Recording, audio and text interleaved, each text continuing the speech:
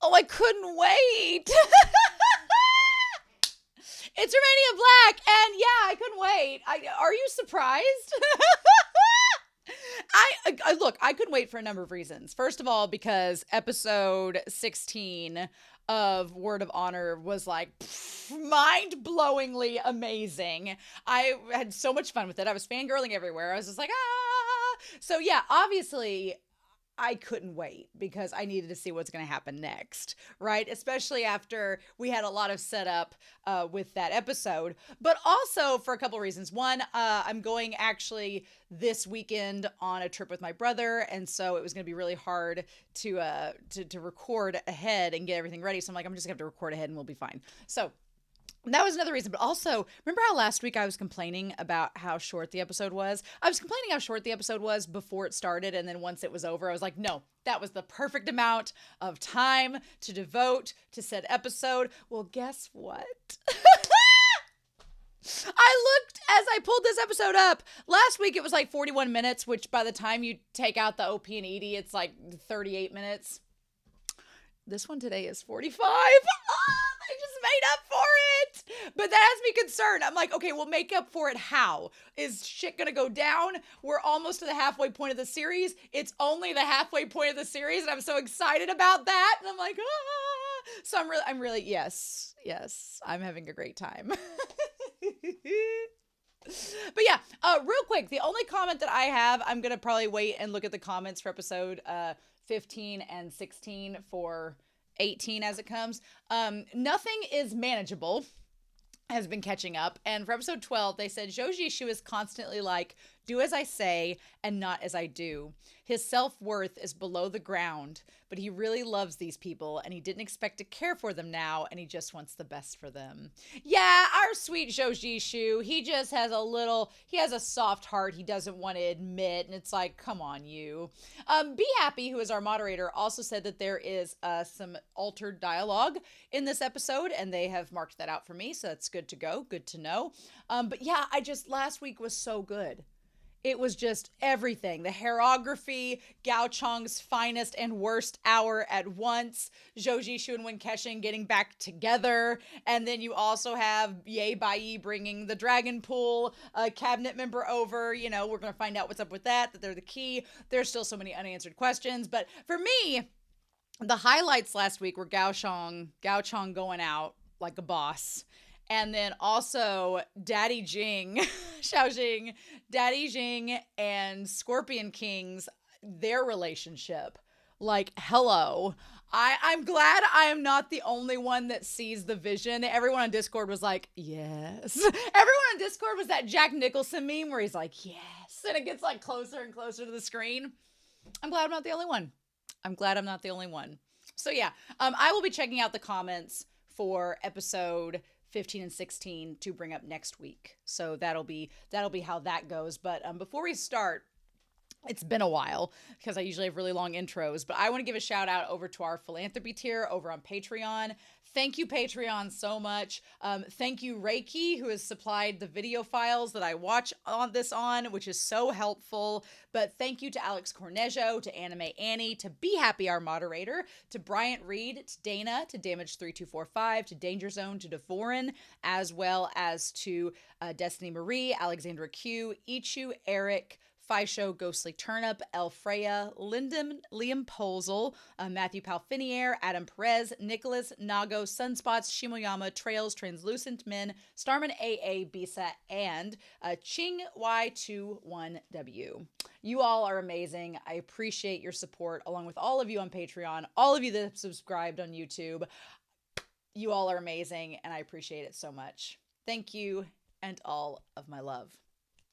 But yeah, 45 minutes. 45 minutes. I mean, we're going to start at a minute 48 because we have to start at a minute 48 because I'm not ready for the dang OP and won't be till the very end. But, you know, my theory is it'll be fun when we get to the OP at the end, and then I get to see just how much it would have spoiled. Probably a lot, but, you know, we'll cross that bridge when we come to it. I'm like, ready to fangirl, ready to go. I got off work and I was like, yes, today's the day. I'm feeling it. I'm feeling froggy. Let's just do it to it, shall we? So we're going to start against my better judgment. Episode 17 of Word of Honor. We're not even to the halfway point yet, y'all. We're not even halfway. We can't cue the Bon Jovi yet, but we're going to do that here in 3, 2, 1, and let's go. You know I will cue the Bon Jovi song halfway there when we're living on a prayer. We get close enough. Oh, hello, Pink. Hello, Bubblegum. Is this his dream? Aww. Aww. Aww. What a sweetheart. You were beaten to a pulp. Aww. Oh, she looks so pretty in pink. Oh shit, don't die in your dream. Oh. Oh.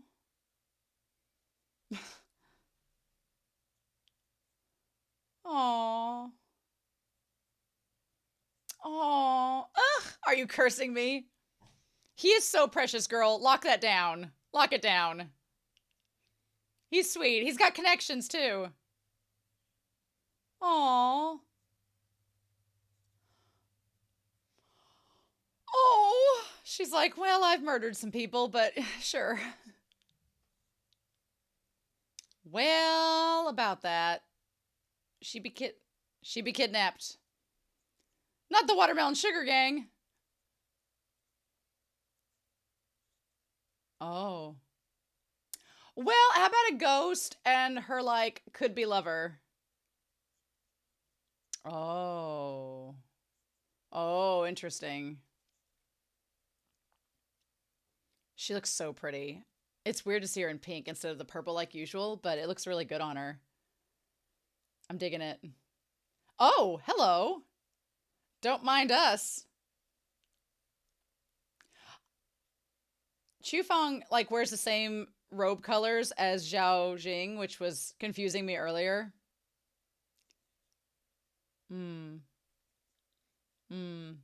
Wow.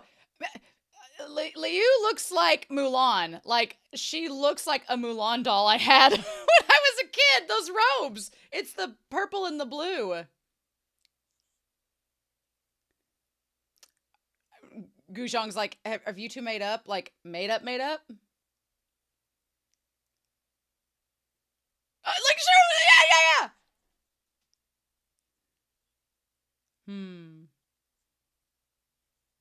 Oh, damn. Well. Oh, but what about ZHOU WeiNing? Ooh. Aw. The taste of worry. Love it. Aw.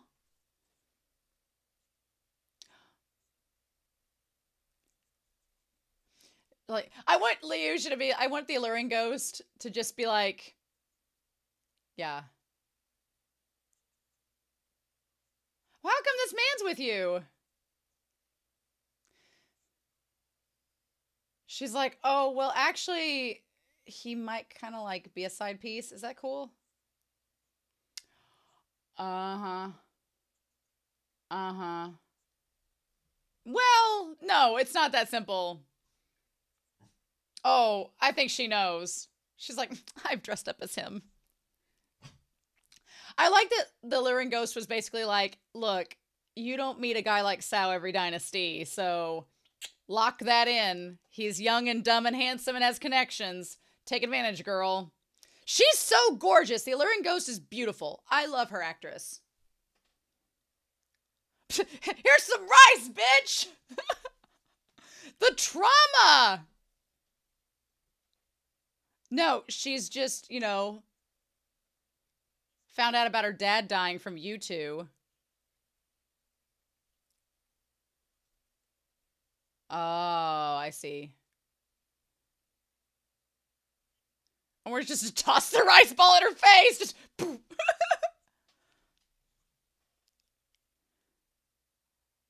Oh my god. I want people to cosplay as them at a convention. I think their cosplay would be so much fun. And I want her, if I was cosplaying as that old lady, I would walk around with rice balls and just throw them at people. And then be like, okay, I hope that was okay. Well.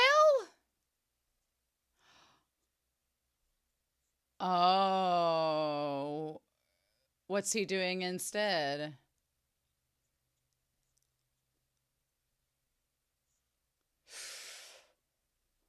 Ooh, let her go. Let her go.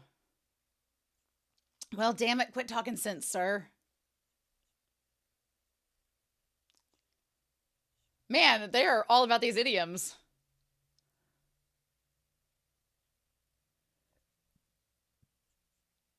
She's like, fuck you.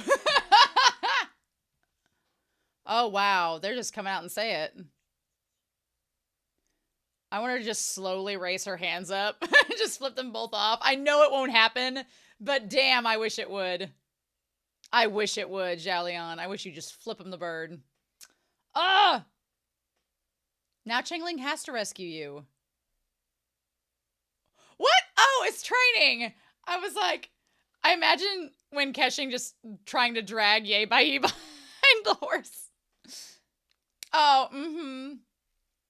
No, of course he gets to ride on the carriage because why not? I like this as part of his training. He has to keep up with the horse. That's cute. Are you hot? Well, you certainly seem to think so. Uh-huh. Oh. Ah! Yeah. Oh. Ye Bai Yi's like, really in front of my salad?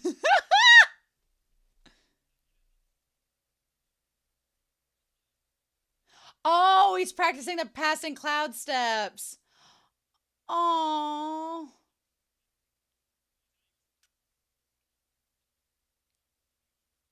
Oh, I love Ye Bai Yi's like rolls his eyes. And of course, when KEXING was like only child syndrome.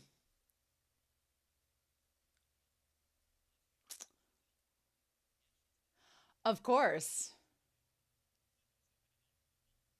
Man, ZHOU was definitely the strict parent. And when KEXING's like, here, do you want $1,000 a week allowance? Oh.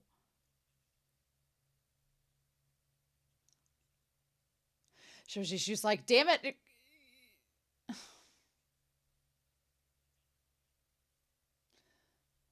It's like, fine. Ye Bai Yi's like, could y'all just get a room? Oh! An heir of a wife who's been wronged. Are we sure he's the wife who's been wronged? Oh, man. Oh, I thought that was coming up from a totally different scenario. Oh, hi, hi, everybody! Oh, the lustful ghost and Happy are here too. Have they all defected? Shit. That's no good.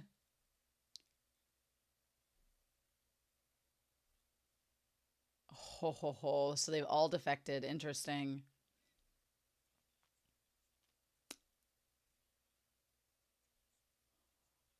So yeah, uh-huh. Oh my god. Oh my god. Oh my god, Scorpion King's like, ugh, I don't have time. He's like, oh, who, me? Interesting. Oh, imagine, there's 5 of them now. Wow. Kind of like the 5 brothers of the Five Lakes Alliance. Isn't that funny? Isn't that interesting? Uh-huh. Sure. And she's like, and I'm here too. Right. Right. That's noble of Guxiang. I need you all to track it down. Wow, they're just basically doing the same thing they were doing for when KEXING, just for a different man. Uh-huh. Interesting. Ooh. Oh, that little smile. Yeah, about that.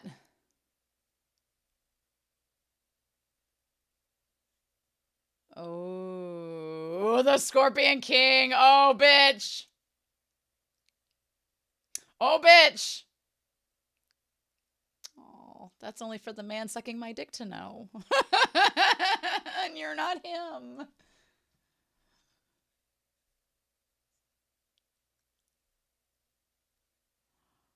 Oh, oh my God. Oh, that camera. Oh, that's disorienting. Oh, oh, oh. Oh, Ghost Valley. You're a cinematographer. Doesn't he laugh when he's nervous?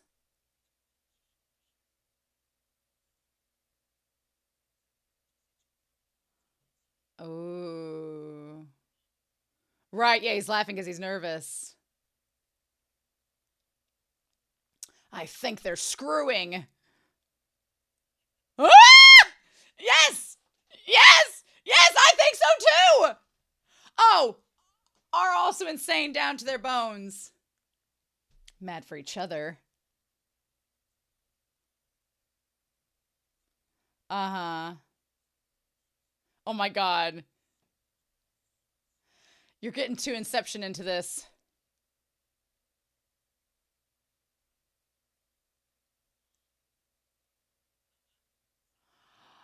Yeah, sure.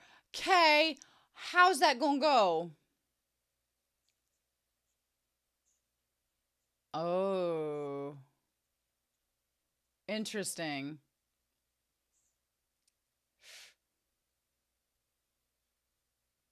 So why were we killing when KEXING?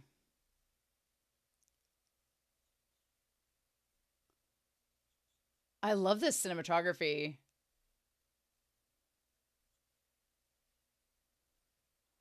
Oh, I love it. I love the close-ups.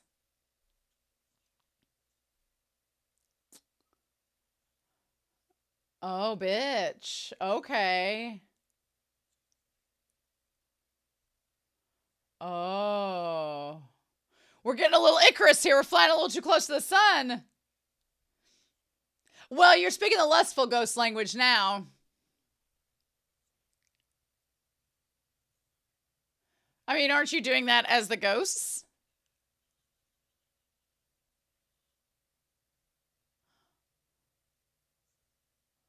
So how does that work about being ghosts? Uh-huh. Ooh. Ooh. You can't feel that. Right. That's what makes you, like, laugh and do all that. Uh-huh. Mm-hmm.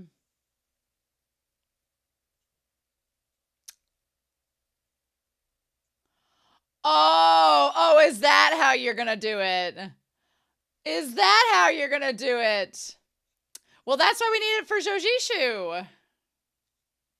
Oh. Damn! Okay, ghosts! Oh my God! Oh my God! I want Zhao Jing and Scorpion King to be like, okay, the riffraff's gone. Oh my God. He's clearly in a good movie because he's calling him Lao Wen. Filial disciple!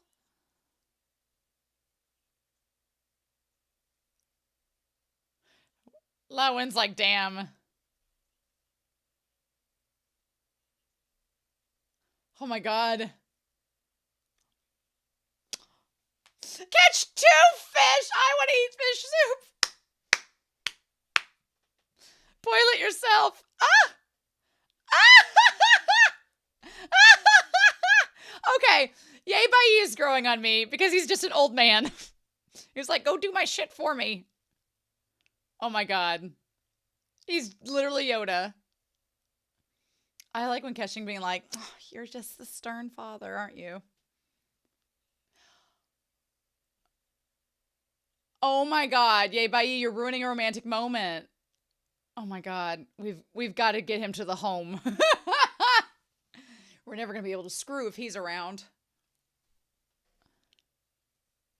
Oh. Oh. Oh yeah, where is Long Zhao? Does he not have arms? Can he not feed himself? Or do they just still have him in the gunny sack?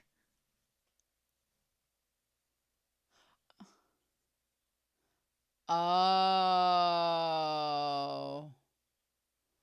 Oh. Yeah, interesting. Oh, what? I love he's been compared to a woman in this episode, which it's always been the other way around.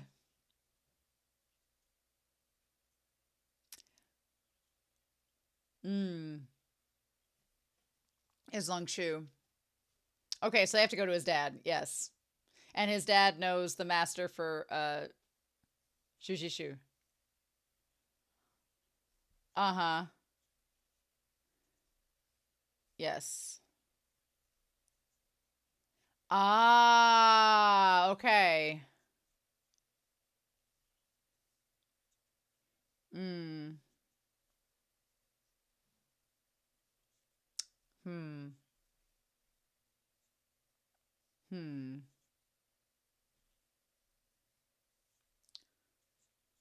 Okay. Interesting. So he did end up going. Huh.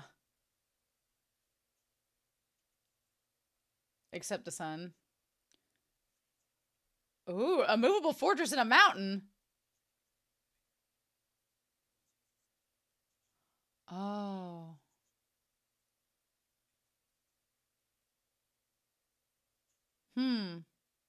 Interesting. Okay. That's mysterious.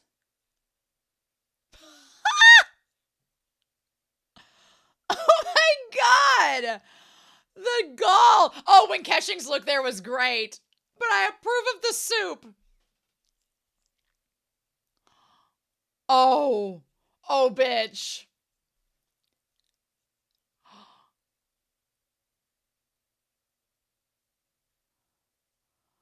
Grandpa, get him back. Oh, meanwhile, he's like Scar taking over the Pride Lands. Sarabi! Yes, Zhao Jing.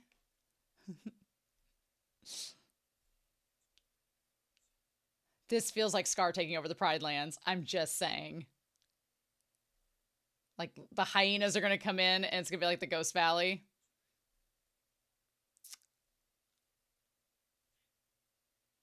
Oh, interesting. So there's people already defecting. Uh-huh.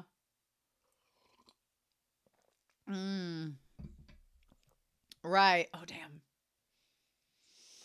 He's so actually scary as a villain. Oh, sure. Does he look kind and generous now? No, it's like there's such a turning point with his character. Ooh, that's a good metaphor.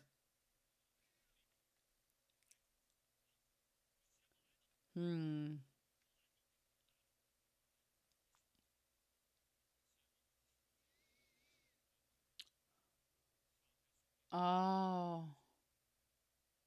That is a serious charge.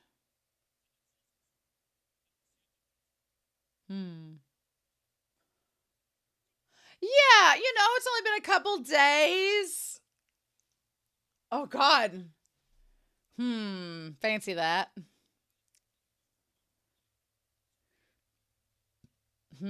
Oh. Oh, the Eagle Claw guy died in the street? What? What?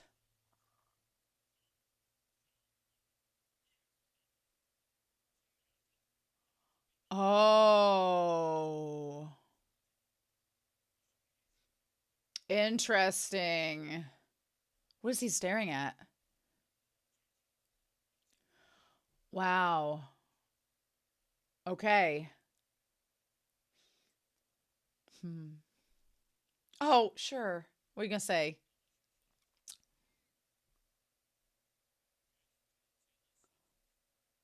Is this how he's gonna bring in the assassins?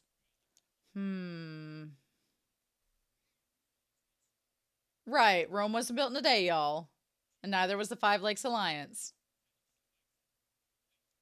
We need a new Wrong John to fight to get all of us to unite together.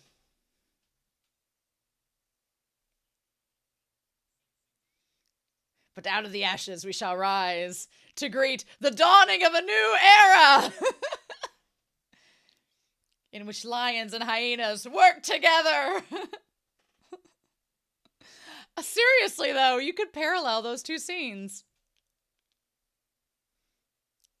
Poor Changling. This episode's called Changling's Journey to learn the 1,000 cloud steps. ZHOU, you're acting so badass, and when KEXING's like, come on now. Why you gotta be the serious one? Oh! Oh, shit!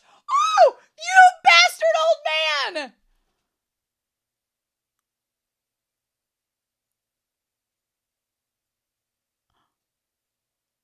Yes! Oh my god.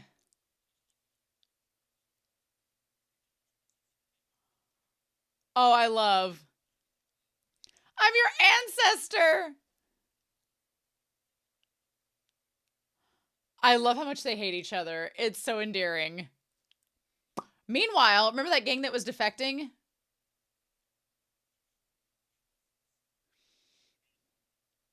Ooh, reconsider my ass. Well, I will agree with the first part of that statement. I will agree with that statement 100%. Oh, shit. Oh, I even brought my boyfriend. Oh, we came in our Sunday best with the assassins. Oh, and the other people are with him in the assassins. Oh, shit.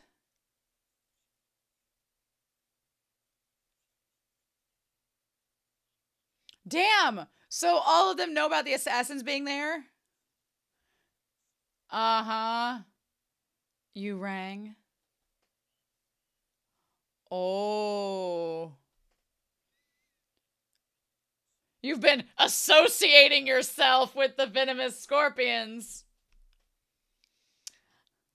We're just friends. It literally is the hyenas and the lions. Oh my god. It really is. And at the end, they're all going to eat ZHOU Jing just like them. Oh. Oh, you're just jealous of his eye makeup. I love his smile. The Scorpion King's like, we're not going anywhere, actually. Oh, bitch. No, no. No, no, no. Oh, I love she's in the back doing her nails. Like, whatever. Oh, do not let that man behind you. You're dead. Why would you let that man? It's an assassin behind you. Right my ass. I love him just saying my ass. Oh, you ought not have said that. You ought not have said that. Yeah. Oh. Well, he did just say to. Oh my god. I live. Ah!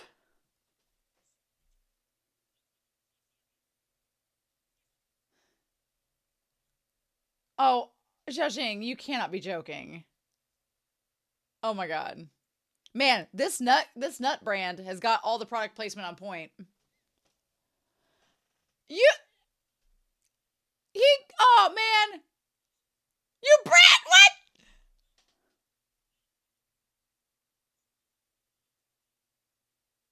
Of course, Uncle Wen's all about you eating them nuts.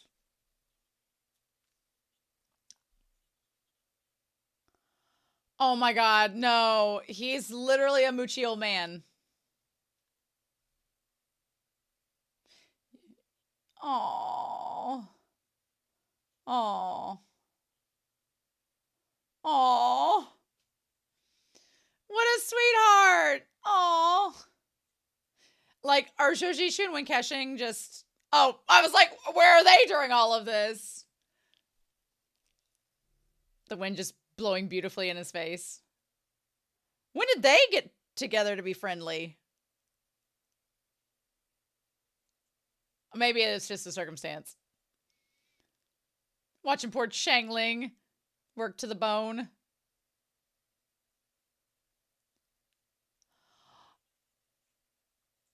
Oh shit! Oh my god! Did you do that show?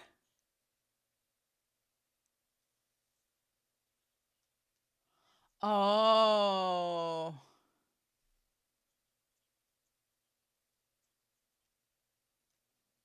Damn.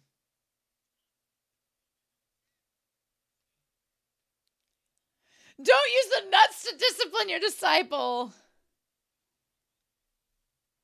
Oh my god. Nope. Oh. Oh. Don't waste the nuts. Oh, he's in a totally different tent than them. Yeah, I could tell. Oh. Ooh, you gonna smack talk his dad?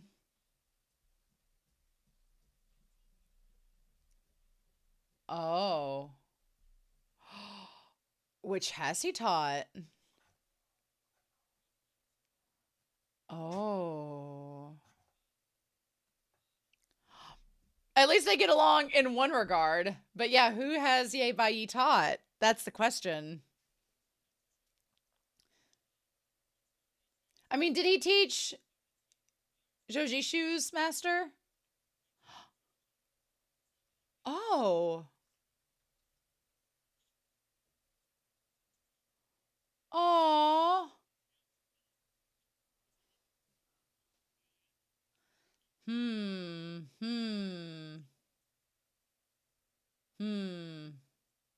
I love that they're having these dueling training methods.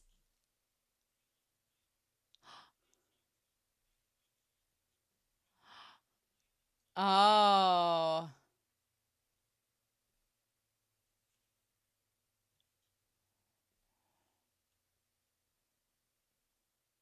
Oh shit.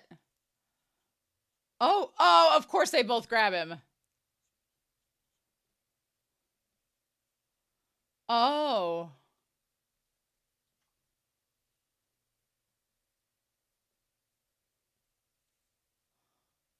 What we doing?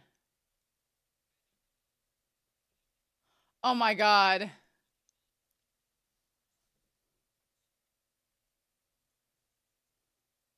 Oh. Is that why you were so eager? Uh-huh. Hmm.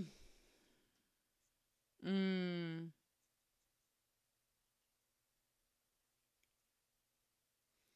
Oh. Oh.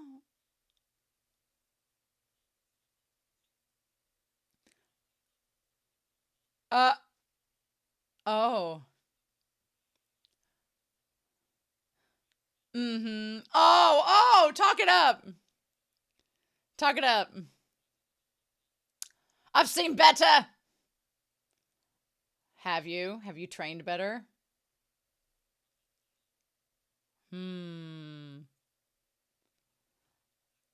I want to know who Ye Bai Yi has taught, and I want to know about it. Give me the whole story.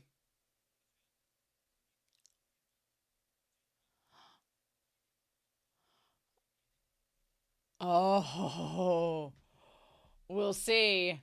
Oh, I want a drinking contest between Wen Kexing and Ye Bai. I don't know. I think Ye Bai might be able to win it.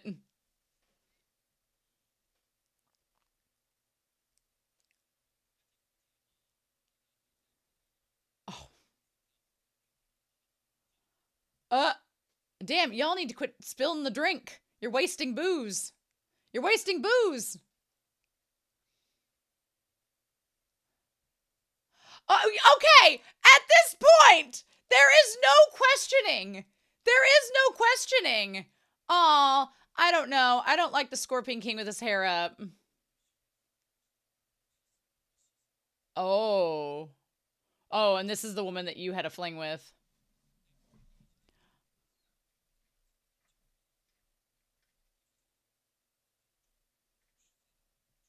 That's not the Scorpion King, is it? Oh. No, maybe this was somebody else. Sorry, this was someone else. I was like, the hair's not right at all.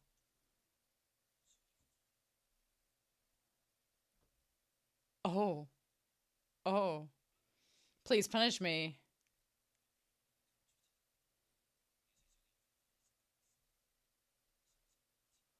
Oh. Oh, okay. Woo. Right. Like, are you getting it on with multiple people? Okay, yeah. I was just like,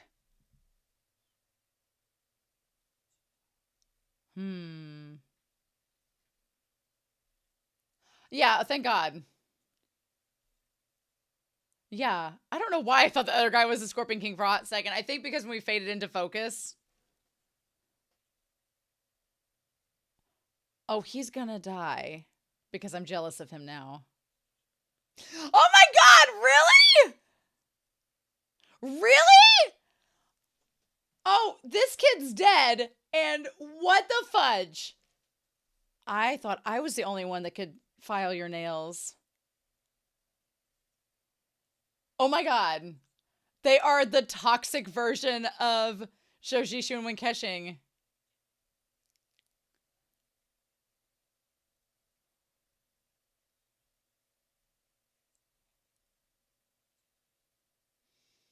Have you tainted yourself with wealth? I think you've tainted yourself with a lot of other things too.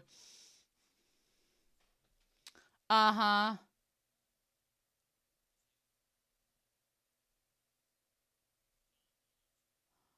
Oh, interesting. Uh-huh.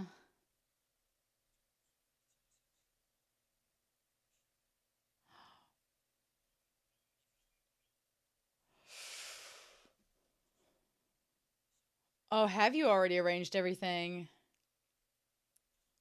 I picked everything out for you. I even like went through the catalog and everything. Oh, those eyes! Oh my God!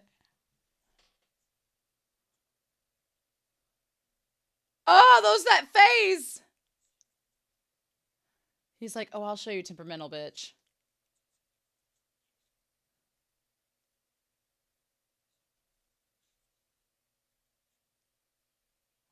Oh my God. Well, he's also going to kill that other kid. He's going to kill the other kid for sure because he's jealous. Oh no. Oh no.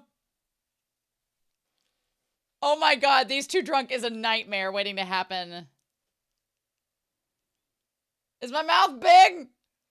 I need to test out and make sure and see. Do you want to confirm?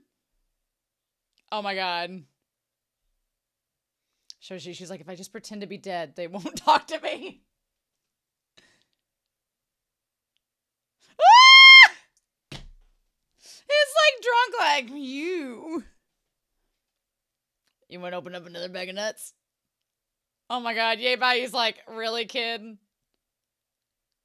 Ah! Oh my God. He's like, excuse me, no, I have not.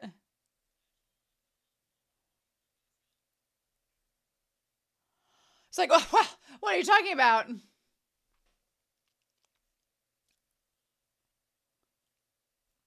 Oh my God.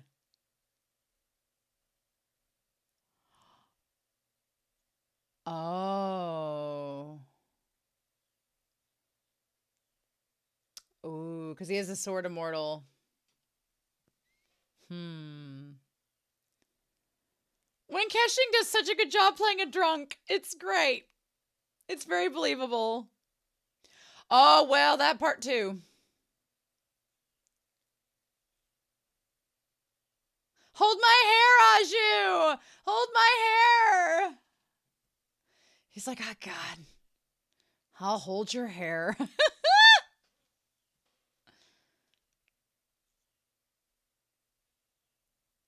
Only if you come with me. Oh. Oh! Oh. Why are you being the bad cop today? Let's get you all riled up, ZHOU. He's like, look, I don't want him to go kill someone, so this is for the best. Oh. Hmm. Well, those nails, yeah, they have not, surprisingly.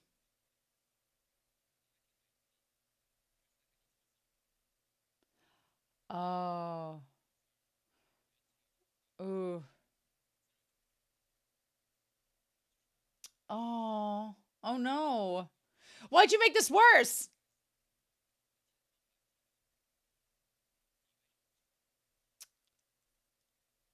Oh. Oof. Well, why wouldn't you choose the former? He's like, that didn't make any sense, sir. Who taught you that? It's really stupid, yes! Ah, boomer!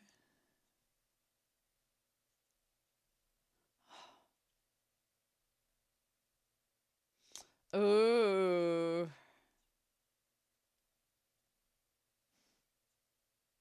Oh, the white hair. Oh. Quit. Oh. Okay, now. What we doing? Mm-hmm. Oh, he's still drinking. Oh, no. And he's in the when KEXING, like the Ghost Valley pose. Oh, hi. Oh, hello. This is a dangerous situation.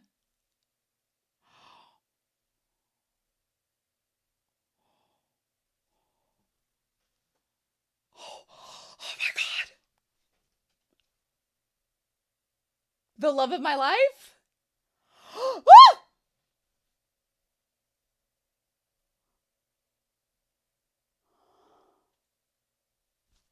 Oh! ZHOU!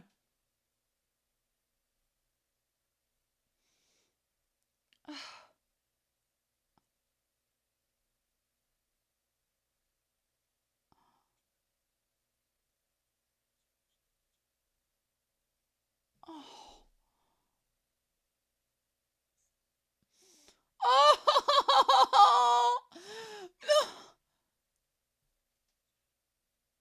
I'll do my best. Do it! Because you'll break down. No, it's not fake. It is not.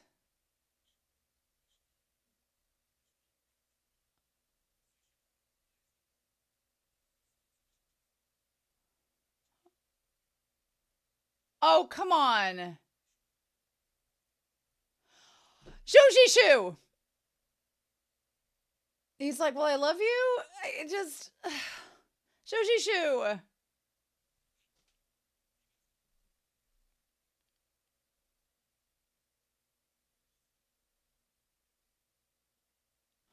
Oh!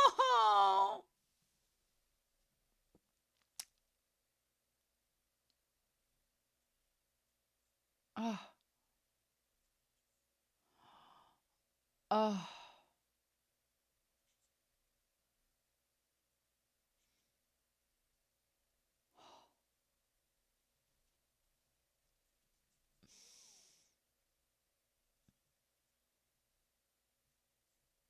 Oh. Oh my God. Oh! Tuck him in. Tuck him in and tell him a bedtime story.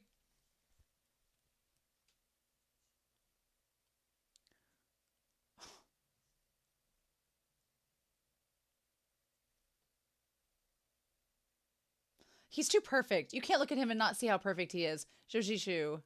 That's right. You tuck him in. Give him a kiss goodnight. You know.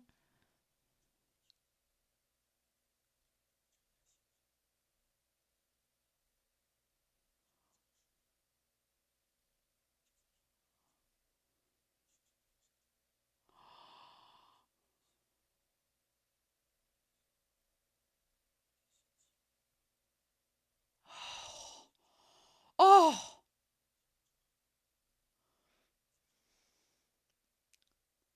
Oh my God.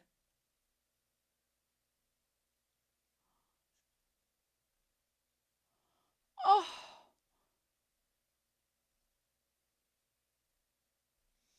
Oh my God.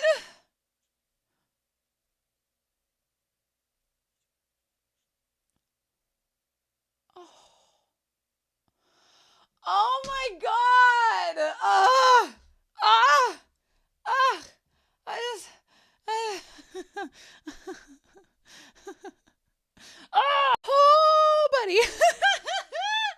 Just when I think that this episode's just all gonna be feeding my Scorpion King and Zhao Jing like thirst. My thirst for more when KEXING and ZHOU content is quenched. But the angst. The angst. Oh my God. Oh. Oh, that last scene. Oh my God. I'm just glad the censors are still on vacation. I'm just glad they're on vacation. They can stay off. They can stay off of the set for a while. They just need to, just shoo, go away. Like I said, we do have 2 moments at 28 minutes and towards the end of the episode at 54 or 52 minutes or 42 minutes when we have some dialogue changes. So we'll get back to that. But Huckleberry was super nice to be cordial while I was watching, but now he's like, play with me, ho.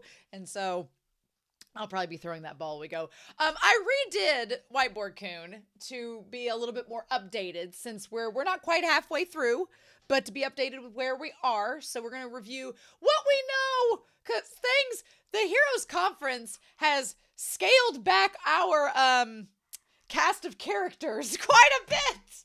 And if the Scorpion assassins keep on having their way, we're going to scale back the cast even more. So but yeah, let's go through this.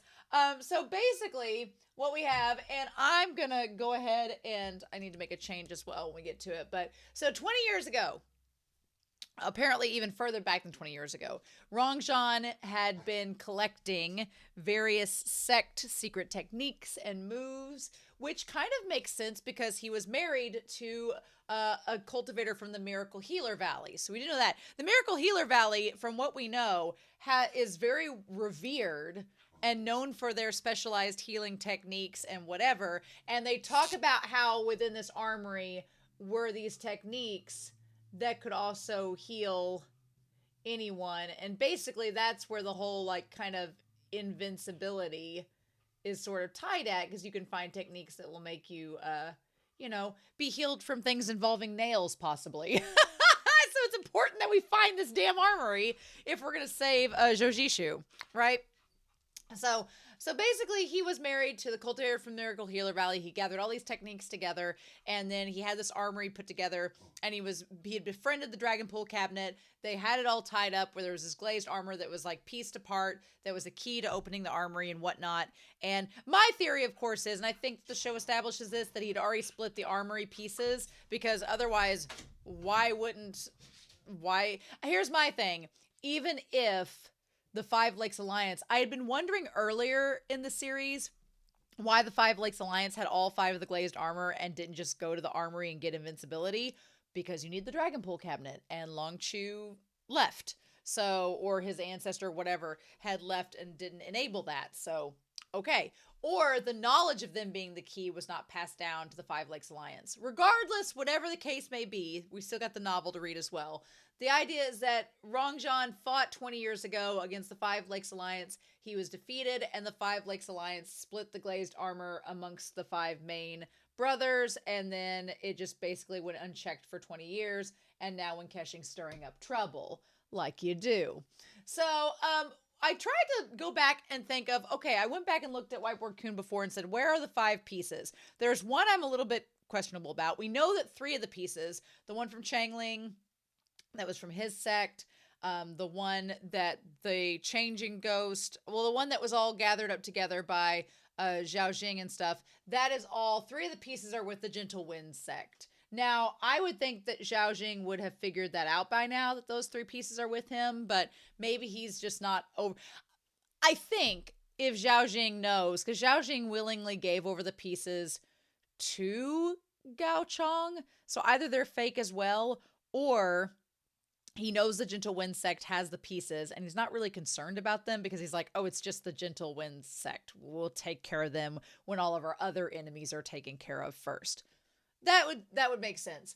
But we know they have 3 pieces. The Scorpion King stole one of the pieces. The Scorpion King stole the piece that was on ZHOU Jing's son, and he stole it back for ZHOU Jing. So we have that. But then we have the one piece that when KEXING had copied, he has that piece with him, I'm pretty sure. So he's the one that has the final piece. So we conveniently have narrowed the 3 groups that have all the pieces, and I have a feeling that's going to get even more narrowed if ZHOU Jing decides. It's going to be a question of who's going to get to the Gentle Wind sect first. Is ZHOU Jing going to get to it? Is Wen Kexing and Zhou Zishu? Or is Cao WeiNing going to go bring Guxiang to go meet the dad, and then she ends up taking the pieces to give back to Wen Kexing? That would be highly convenient if she got those pieces back for Wen Kexing, and then they just need to take the one piece back from the Scorpion King. That would make things easier. But we'll see how that plays out. We'll see how that plays out. And they now have Long Zhao, who is the son of Long Chu, who is the key to opening the armory. We got to keep him with him. That is the one thing that makes me sad about this episode. Is the only thing that makes me sad is that there is a little bit of ableism in, we're not going to show Long Chao. We're not even going to feature him. We're going to just kind of push him out to the side like he's a MacGuffin, like he's an actual person, but he's a MacGuffin. And does it feel a little ableist? Mm-hmm. Does it feel a little bit like we're ignoring him because he's someone with a disability? Mm-hmm. Is it uncomfortable? Yeah, it kind of is. I don't know how the book is going to treat it, but it does feel a little weird to have him just like out of sight, out of mind when he's a human being. And I'm like, you know, I'm going to drink my juice, Shelby, and not talk too much about it. But I do feel kind of bad about it. I do feel kind of bad about it. I'm like, that's kind of, I don't know how to feel otherwise, but it's like, I wish they would have shown him more. Right? I do feel a little awkward about that. But anyway, so they're all together. So here is our crew. We have narrowed down the cast to put our players on the board. And I'm going to kind of draw a little line here to show the rest of them. But Huang He and the Beggar Gang, they're still around. And they are working with the older couple who have kidnapped Zhao Lian, which is Gao Chong's only child. They've kidnapped her. They're holding her hostage as a bargaining chip for something. Then you have Shin Shin, who's gone rogue. So Shin Shin's off doing his own thing. Then you have Zhao Jing and the Scorpion King, who are an item, and we'll talk about them. And they have recruited not only the Changing Ghost, but the Lustful Ghost and the Happy Ghost as well. Which, honestly, I don't trust the Happy Ghost or the Lustful Ghost to stay true to this alliance any further than I can throw the Changing Ghost. I think the Changing Ghost is fully committed to the alliance because he's like, oh, look at all these perks we can get by siding with the Scorpion King. I don't think the Lustful Ghost or Happy Ghost care because they're just like, whatever. I think the only reason the Changing Ghost has maybe got them on board is because he's offered the Lustful Ghost a chance to get whatever woman he wants, and he's offered the Happy Ghost a chance to cure his ailments. So we'll see where that goes. Then we have, we've not heard of the Window of Heaven.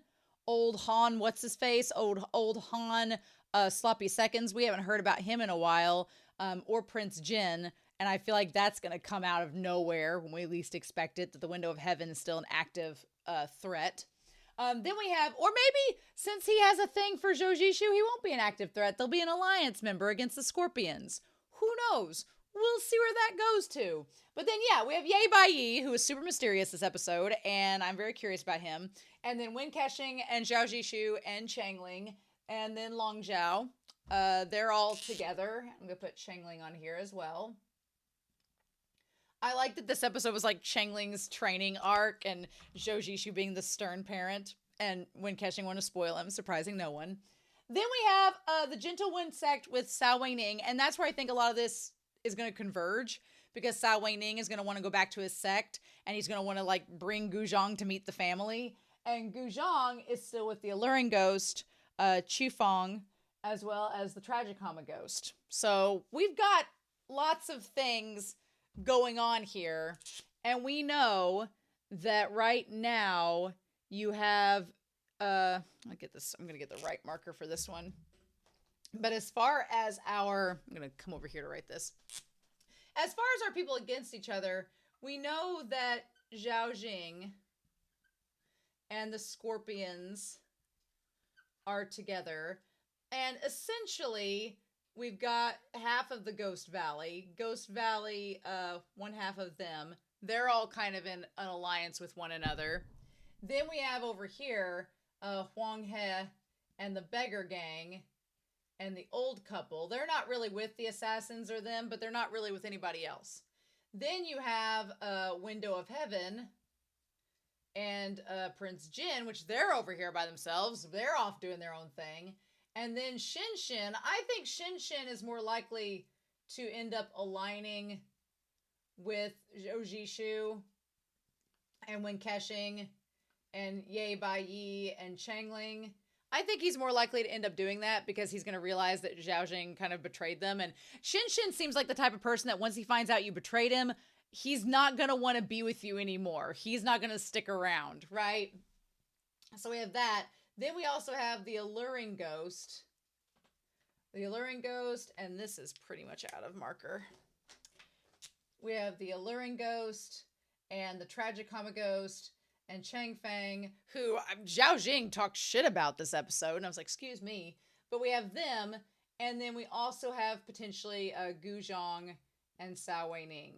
So we have two factions here. The ones that are kind of like in the middle of which route are they gonna go is, you have the old couple that have stolen Jialian, and they have the Hua He and the Beggar Gang. Like, are they more likely? I feel like that group is more likely to sway towards the Scorpions, as well as the Scorpions and Zhao Jing. And then I feel like the Window of Heaven and Prince Jin might actually end up siding with Zhou Zishu and the others. So it could be this all-out brawl between these two sides.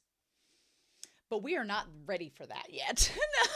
No, we are not ready for any of that yet. This episode had a lot of different ideas rather than get into that yet. So let's dive into this. Oh my God.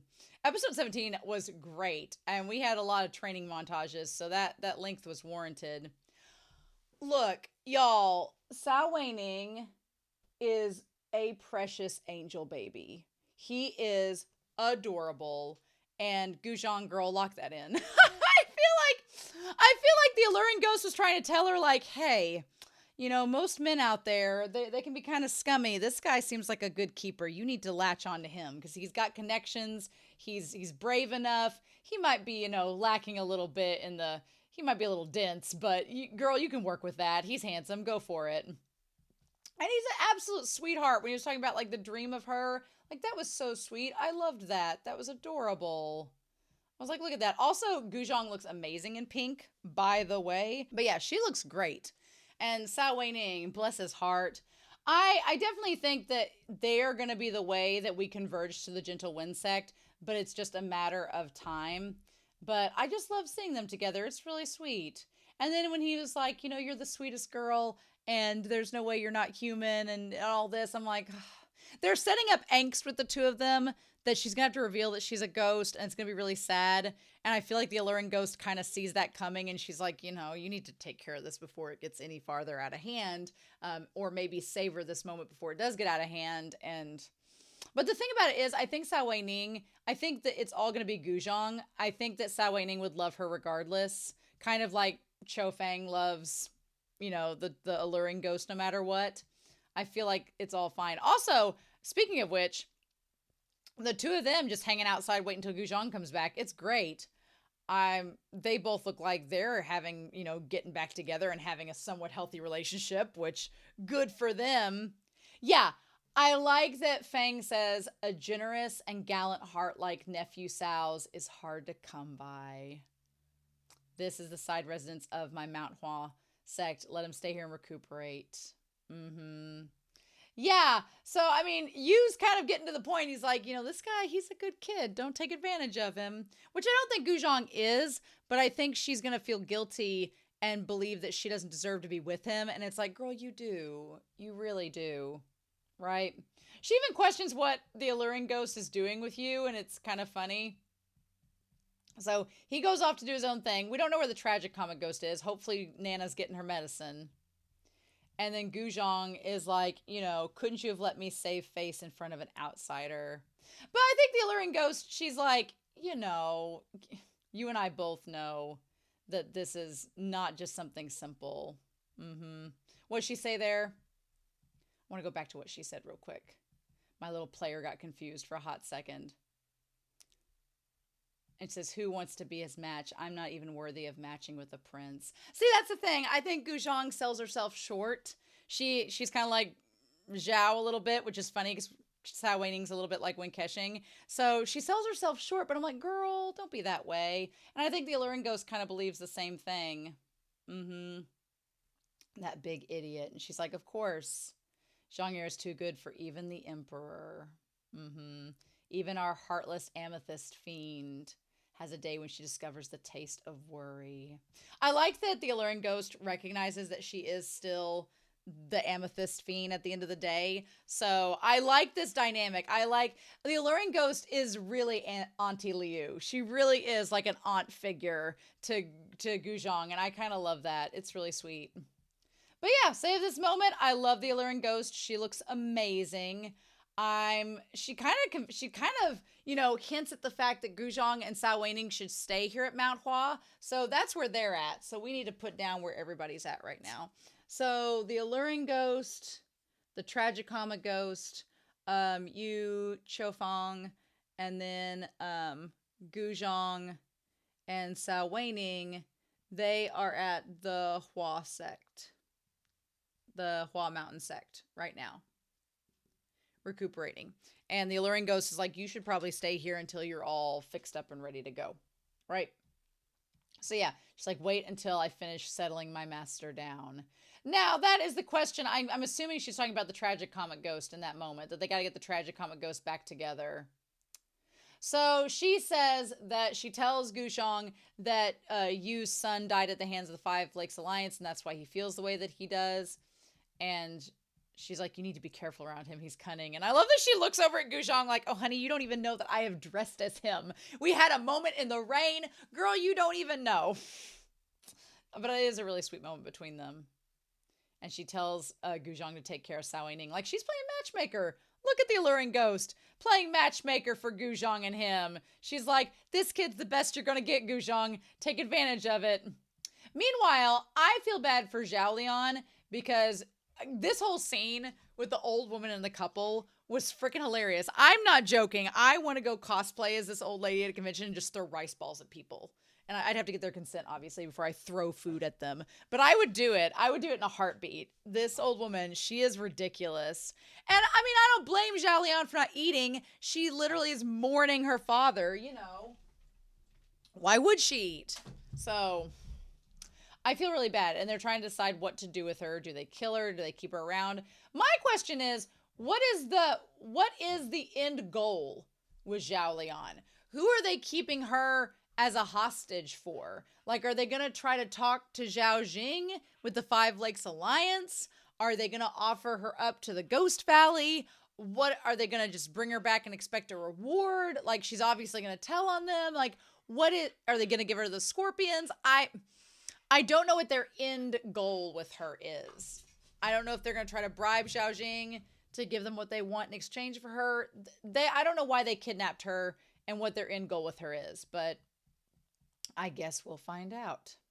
Meanwhile, it's all very fittingly setting up for Changling to go rescue her and to save the day with her, and I'm fine with that. I'm okay with that. But before we get to that point, Changling's got to train. He's got to learn the cloud steps that ZHOU knows, and ZHOU is a very strict teacher. He's tough love. ZHOU is all tough love. He wants Changling to become strong, and he is not going to settle for any, like, he's not going to mess around. He's like, we're all serious. We're all business here. I like that he becomes the very stern parent, whereas when KEXING is like, I just want to spoil you. You could tell, right? So meanwhile, we have Ye Baiyi. They are off with Long Zhao, and they are off to see Long Chu and learn about the armory. That is the point. They are off to there, and then meanwhile, ZISHU is training Changling, and when KEXING is just challenging everyone. But then, when you think about it, there's a lot of things that are pointed out in this episode, like the fact that ZHOU is becoming more and more aware of the fact that he's not going to live forever. And so he feels even more the burden and the importance of teaching Changling now, because he's like, once I'm gone, you're the last one of the Mountain Villa sect. You need to know the techniques and everything that passed down, and I need to teach you now, and you need to learn quickly because I'm not going to be here very much longer. And at first, when KEXING is like, oh, I'll fan you, ZHOU, because you seem hot. Well, now after what we learned from Ye Baiyi, of course he's hot. He's like starting to be more and more affected by the fact that he's losing his, magical, mystical cultivating abilities, and his senses are starting to shut down. And of course, ZHOU is a tsundere. So he's like, the moment I heard you talk, I started burning with anger. And when KEXING's like, oh, is this flirting? And Changling's like, please, master, please quit flirting and let me take a break. But that is not happening. I feel like Ye Baiyi, in some respects, appreciates the fervor in which ZHOU is training. I think he appreciates that fervor, but at the same time, he's kind of like, y'all are a bunch of bakas, is kind of Ye Baiyi's philosophy here. But yeah, and Ye Baiyi's just on the cart with the horse and all that. So they banter back and forth about this, and it's interesting because ZHOU, he's like, what is wrong with Lao Wen? He's like, what's wrong with him the last few days? He has the air of a wife who's been wronged. I love that in this episode, when KEXING is the wife, because all throughout this series, when KEXING has been like, now Changling, we're going to treat ZHOU like he's the wife, clingy women, clingy men get strong-willed women. Like, he's been framing ZHOU as the woman for most of the series. So in this episode, for the shoe to be on the other foot and for when KEXING to be referred to as the wife is interesting. And I mean, there's a lot going on with Wen KEXING right now. He's been potentially proven wrong by Gao Chang's death and everything. He's had his plan potentially altered, and he's also dealing with the fact that the man he loves is slowly dying. So it's a big tumultuous conglomerate of things. But I don't think that his error has to do with ZHOU. He's like, what mischief is he planning this time? I like ZHOU's instant thought is, what mischief is he planning? Like, maybe he's just concerned about you, sir. But okay. Meanwhile, speaking of mischief being planned, look.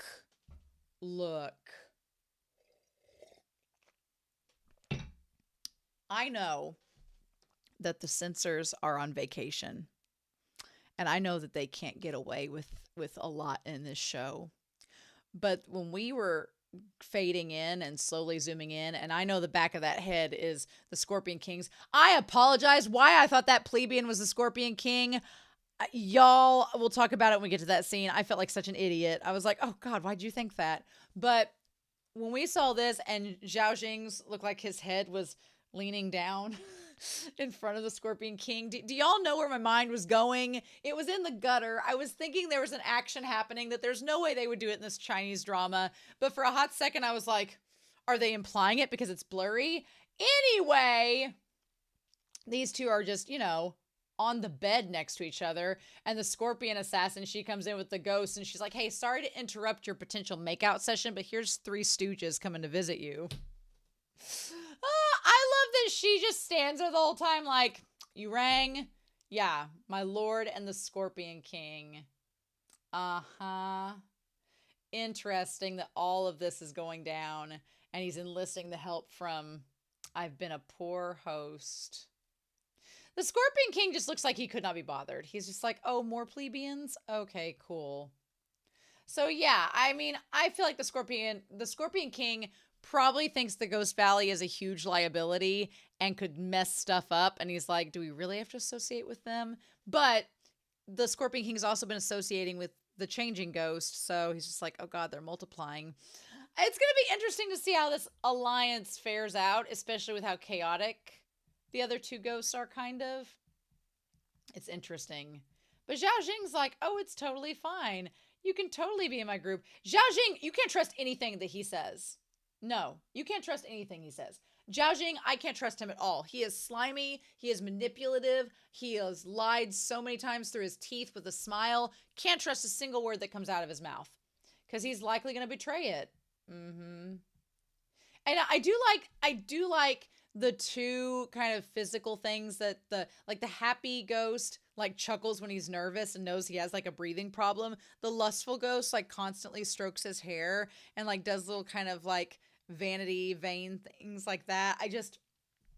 It's really cute. I love that trait is apparent with both of them. And he's like, oh, you're sucking up to me. We're all brothers. There's no need to be courteous. The future is long. The Scorpion King's not looking at any of them because he's like, you're all gonna die. So then the changing ghost is like, well, now wait a minute. At the Heroes Conference, are you saying the glazed armor pieces were fake? And he's like, well, of course, we need to establish that. I mean, that part was going to be found out pretty easy. So I feel like that part's pretty simple. But then he's like, you'll all have to work hard to track down the real pieces. But I'm like, I feel like he knows where they are. Maybe he doesn't know they're with the Gentle Wind. I think he would have followed Guxiang enough to know who his closest friend circle is. So you would think he'd be like, well, I know Guxiang was really good friends with the Gentle Wind sex, so it's probably with them. But maybe he doesn't know. Or maybe he's just using the 3 of them as pawns to do his bidding with, again, seeming unsuspecting. And the way that the Scorpion King reacts to this whole scene where he's just like, if you guys believe this, man, you're dumb. We'll see. So they talk about regards to searching for the hanging ghost. You all must set your hearts on that too. But as for the 5 Lakes Alliance, leave it to me. You don't have to worry about that. So he basically says, run along, go find your hanging ghost, go find the glazed armor like you originally were going to for KEXING, and let me take care of the 5 Lakes Alliance, and we'll meet back up, and everything will all be hunky-dory. Yeah, that seems a little too good to be true.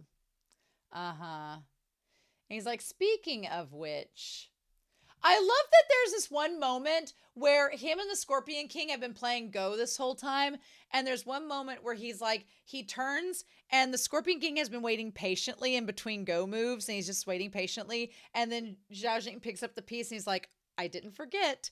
And he sets it down and the Scorpion King's like, okay, good. And like goes back to that.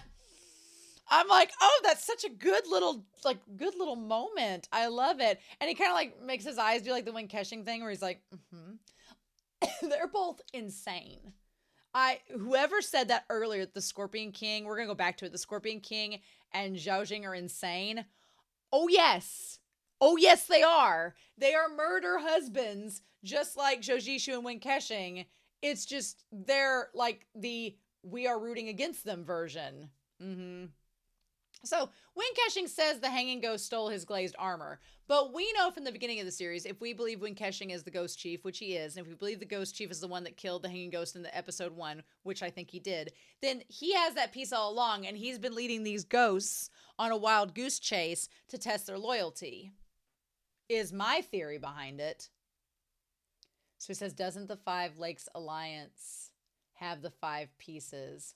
The moment where the changing ghost puts his hand over the go board and the Scorpion King like slowly looks towards him like, bitch, if you touch that board, I'll have your hand. Oh, that was a move. That was such a good moment. I loved that. The Scorpion King looked like he was about to kill him. And then he changes to look at ZHOU Jing. He's like, how many pieces do you have? And ZHOU Jing's not stupid. That's the thing. ZHOU Jing, I think ZHOU Jing sometimes overestimates and underestimates things or gets a little tunnel visioned a little bit, I think sometimes. But he's not dumb. Because I love how he leans into the changing ghost. He's like, oh, silly changing ghost. And the Scorpion King looks like he's about... is the Scorpion King yandere? Is he yandere for ZHOU Jing? I think he is. I think he is. Because when that one kid comes in that's manicuring and filing his nails, which we'll talk about that scene when we get to it, and Scorpion King watches him walk away like, no, only one person gets to manicure Daddy Jing. I was like, is he yandere and he's going to kill anybody that gets near his man? Is he more praying mantis than Scorpion? I don't know. But yeah, I love when he gets up. And you can see, again, there's so many little moments in this scene that are so good. When the changing ghost gets Jing's attention, the Scorpion King like flips his robes like we're in the middle of a go game. Can you leave? Like just, I love it. And then he gets close to him. He's like, look, brother changing. And I like the lustful ghost and the happy ghost like lean in to hear where the pieces are. He's like, that which you should know, I will naturally tell you. And that which you shouldn't know, why worry about it? Daddy Jing just basically whispered in his ear, you're on a need-to-know basis. And you don't need to know. I was like, oh! Honestly, ZHOU Jing is a much more interesting character after episode 16. When he reveals himself to be a true bastard, I'm like, oh, he's much more intriguing now. I am down for his character now. Although this camera angle with the ghosts... It makes you dizzy. Oh my God. So they go regroup afterwards. I like the changing ghost is always kind of like in a meditative pose. It's interesting. And they're like having us mix up with these upright dogs. Our efforts gain us no favor. What good can come of it? Besides, I like the happy ghost. The happy ghost says it. And the awkward silence. So the happy ghost says, besides, I think ZHOU Jing and the Scorpion King... And then he just stops and kind of laughs about it, which is all the audience needs to know. He's basically like, I think they're, also insane down to their bones. And I'm like, you are not wrong, sir, but I know what that silence said, and it said it in volumes. And the changing ghost is like, yeah, I know. I know that they're crazy, but if they weren't mad, how could they come up with such a plan? I feel like this is like Pinky and the Brain, like the three of them. The changing ghost in this scene is like that one commenter that tries to like justify something that's very simple with a very overdrawn, long, like overly complicated thing. And it's like, no, it's literally just this. And they're like, but actually, what if it was this and this and this? And you're like, no, you're making a mountain out of a molehill. Mm-hmm. But how could it be? What does he say there about the thoughts of his heart? He says with that, he's like, how, if they hadn't come up with such a plan, how could I realize the thoughts in my heart? Interesting. I like the happy ghost. Like, what do you want to do? Quit being philosophical. Just cut through the bullshit and just tell us directly. And then he's like, oh, wait. He wants to be chief of the Ghost Valley. And the lustful ghost is like, this seems like a very bad idea. So I'm not surprised the changing ghost wants to be the king of the Ghost Valley. The lustful ghost kind of brings up a point of saying like, well, kind of everybody does, but who would want that job? He's like, even a fierce and ruthless chief like when KEXING cannot be escaped being swallowed by fate in the end. So here's the thing, y'all. Here's the thing that is gonna come out, and it's just a waiting game for me with ZHOU and when KEXING.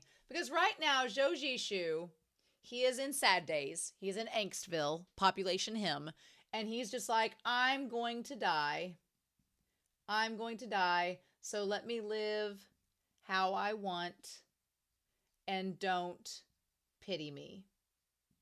Is essentially how he is. And he gets to that point at the end with KEXING, which we'll talk about with KEXING. And I'm like, ZHOU, sweetheart, you are missing some things with this. But then you have KEXING, who also, they establish the changing ghost is like, whoever is the ghost chief is going to die. Like, they are doomed. It's a position that's the top of the ladder. Once you get to the top of the ladder, there's only one direction to go, and that's down. So he's like, you're going to die. And so KEXING, I feel, is completely under that assumption of knowing that he only has so much time at the top.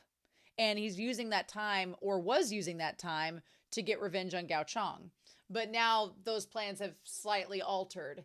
But he wants to live how he wants, which he has said numerous of times, which he's like, my job is to do this to evil people and to make people, reconcile and repent and atone for what they've done. And so he's got all these plans, but he wants to live how he wants, and he doesn't want to be, I want to say he doesn't want to be pitied because he doesn't want to talk about his past, but he's also afraid of ZHOU leaving. He's afraid that when ZHOU finds out his past, he's going to be mad at him like he was with the four sages, and it's not going to be good, but we'll talk about that later. But yeah, the changing ghost kind of does a little bit of foreshadowing here, which is a little ominous. He's like, don't you want to be in the human realm to be able to interact with the real world again? If we join the Scorpions and Zhao Jing, we could get a chance to do that. It's like, okay, so what are we going to do? So then that's when the changing ghost mentions that the armory could help the happy ghost to cure his afflictions. It very much feels, and I talked about it very much in the reaction, it feels like the lions and the hyenas with Scar and the Pride Lands and the Lion King. It feels like it.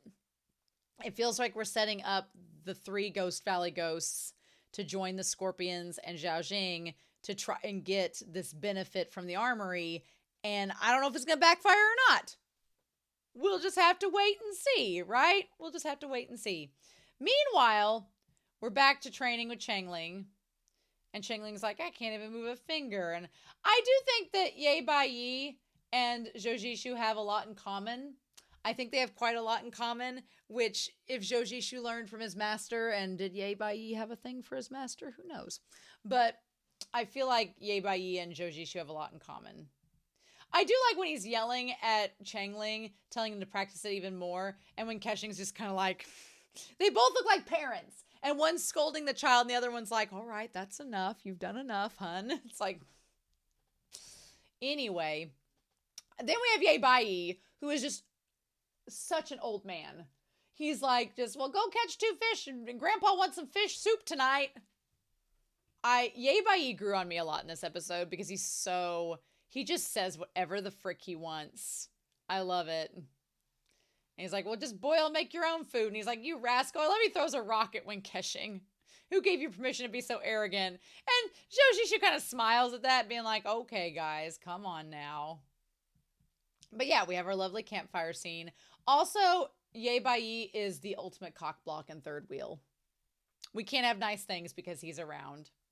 Don't you know how to respect your elders? And when KEXING's like, excuse me, no, I'll fill another bowl for you. I love it. You gosh, you. So cute. And of course, Ye Bai Yi's like, if I gotta sit here and watch you 2 flirt in front of me this entire trip, I'm gonna be grumpy about it. And you can't stop me. Oh, it's so cute, a little fire scene. Why couldn't we have more of that? And then, yeah, ZHOU, even though he's the strictest teacher, and he has reasons why he's teaching Changling because he wants to teach him before he dies, he's a little softy at heart because he's like, come on, Changling. He's like, you need to eat some food. Aw. And give Master Long this soup as well. So yeah, so Qin Huaizhang and Long Chu were close friends in life and death. And the fact that Long Chu met that little beast, Rong Zhan, is due to his introduction. So funny enough, in this world, funny enough, in the original times, ZHOU's master, his master, Qin Haizhang, he is the one that got Rongzhan to meet the dragon pool, Longchu. So he was friends with Longchu, and then Longchu met up with Rongzhan, and that started this whole thing. So it's a small world after all. I kept waiting in this episode for when KEXING and Ye Bai to have moments where they both talk about things. So he's like, who is Rongzhan to you? How do you know about his relationship with these people? And he's like, well, I'm old as shit. That's why. He's like, why do you poke your nose and everything like an old woman? Again, everybody's relating when KEXING to a woman in this episode, which is so unusual for him. And he's like, our trek to ZHOU is a long trek through the high mountains. How do you know the Dragon Pool cabinet will have the answer? And he's like, well, the only insider still alive is Longchu, so he's really our only hope. We don't really have a choice if we want to know. So, and that's when Changling is like, look, who exactly is Longchu? He's the old master from long ago. And they talk about how they all learned from the Dragon Pool cabinet. So again, I feel like it is a wasted opportunity because you literally have Long Zhao there, who's the son, but because I'm like, is it because he has a disability y'all can't talk to him? Like, why?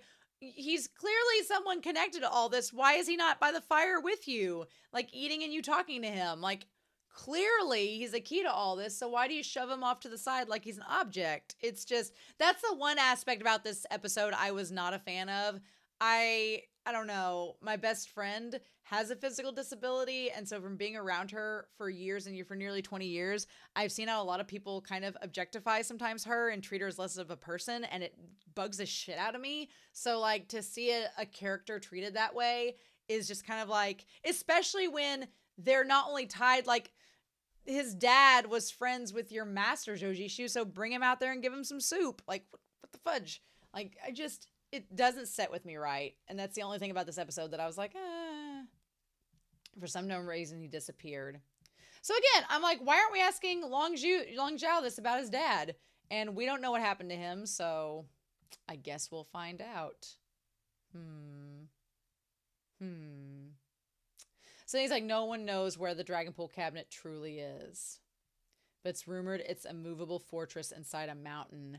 There are moments where Ye Bai looks over and his glare, like the way he stares, is so like, I know the answer to this question, but I'm not going to tell you because that would be giving the trick away. Like there's moments where he has that look on his face, like he knows the answer, but he's not going to say it. And it's frustrating. So, okay.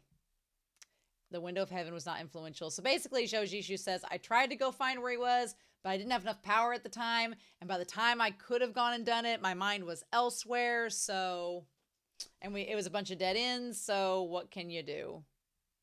Yeah. I love when Ye Bai starts to talk when KEXING slowly looks over to him like he's so annoyed, but he still like glares at him. And he says, well, your disciple was useless. Like, not very nice at all. He's like, but I approve of the soup. And when KEXING's like, gee, thanks. It's like, I'm glad you approve, sir. How were you able to live so long without someone strangling you to death? And he's like, I'm a good martial artist. That was such a good comeback, though. Because when KEXING's like, how has nobody killed you yet? And he's like, I'm really good at defending myself. That was a nice little self-deprecating joke that was also like a compliment. So it's rare to be both self-deprecating and complimentary at the same time. So Ye Bai does it somehow. And I like ZHOU arguing and adding in that, you know, the soup could be poison. And he's like, well, aren't you going to have some? Like, yeah, I want little happy moments. I want more happy moments between this group. These four, I want more happy moments between them, please. Please and thank you. I'm not asking for much. So then we have Scar taking over the Pride Lands, which is literally what this scene is. It's basically talking about the other sects that have defected. And Zhao Jing is like, well, so I guess what we have to do is just go track those sects down and murder them. It very much felt like that, where Scar's like, look, we have the hyenas now. We're going to take over the Pride Lands and make it glorious. except instead of hyenas, they are the scorpion assassins. I will give ZHOU Jing's actor a huge credit because he was able to pull off being kind of slimy and pathetic up until episode 16 and then just getting big dick energy after that and pulling it off while still being in character and feeling like the same person, which is not an easy task. So kudos to him. So yeah, what do they end up doing? Why? They end up gathering everybody being like, we should make the Five Lakes Alliance great again. And we're going to have to kill the other sex in order to do that. But first, Ye Bai flings that damn horse in the butt of ZHOU and makes him run off with Changling. That was mean. That was cruel. And when KEXING looks back like, bitch, don't be killing my lover and his kid. But I like that it basically gives them this time to have this moment together. Where he's like, you're a disrespectful elder. And he's like, well, you're an irreverent child. He's like, I call you fat and you start panting. Who are you calling a kid? How old are you? He's accepting. Yeah, he's accepting the word saying, yes, I'm a kid. What about it? You adopted the manner of a highly respected elder. And he's like, I'm not your elder. I'm your ancestor, bitch. It's like, oh my God. He's like, you're a monster. Meanwhile, the assassins show up and they kill the whale gang. So he talked a big game up last episode, but no. Also, can we talk about a couple things? First of all, ZHOU Jing walking in with the popped collar, like the fashion, y'all. Also, the Scorpion King in his delicate blue robes, like, well, I just had to kill him. He's told me that I had to, so I had to do it. He basically reenacted the verse from the Cell Block Tango. He like stabbed him and then he looked over to ZHOU Jing and he's like, he ran into my knife. He ran into my knife 10 times. That's literally what it was.